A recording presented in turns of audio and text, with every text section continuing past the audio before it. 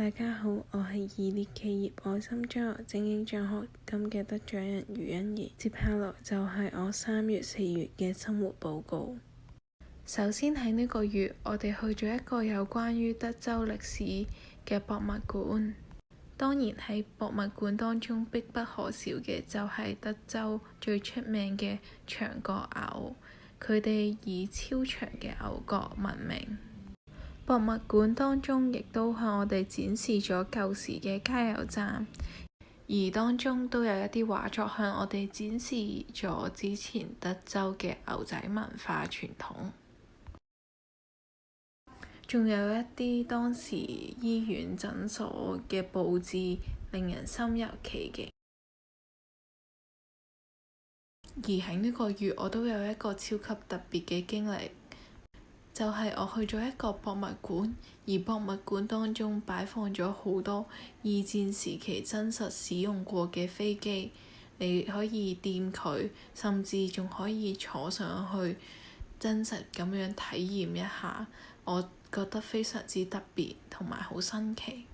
咁我嘅寄宿家庭佢哋都教我玩咗一個新嘅桌遊，就係 Mexican Train。咁我覺得都好好玩，都幾考腦力。咁我都好開心可以體驗到美國嘅桌遊。咁喺4月嗰陣時候，我哋都去咗一個好特別嘅動物園。呢個動物園讓你可以同動物有近距離嘅接觸，甚至係你坐喺小食部嗰度買啲嘢食，孔雀都會自然咁樣走埋過嚟揾你攞嘢食。啲山羊都超級可愛，你不單止可以餵佢哋食嘢，工作人員仲可以畀你抱起啲山羊 BB。到咗4月頭，就係我寄宿媽媽佢孫嘅生日，我哋一齊去幫佢慶祝咗生日。佢嘅生日主題係墨西哥風格，所以喺生日當中都有好多墨西哥嘅佈置。而喺佢嘅生日當中，我都見到咗打彩罐嘅遊戲，我都發現呢個遊戲唔係想像中咁簡單，都係需要有啲技巧。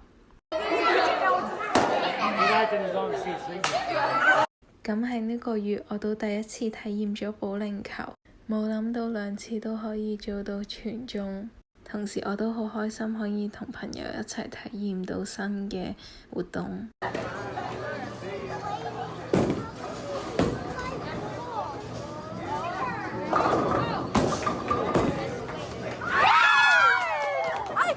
喺學校同朋友分享咗喺博物館度見到長角牛嘅裝飾物，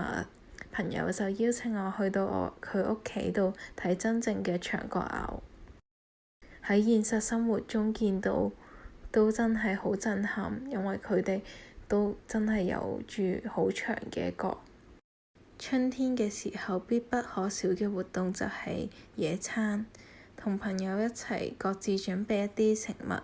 傾下偈，玩下遊戲，度過咗一個愉快嘅下午。距離返香港嘅時間剩低1個月，一方面好期待可以同屋企人同埋朋友見面，另一方面都有啲唔捨得喺呢1年交流當中所認識嘅朋友，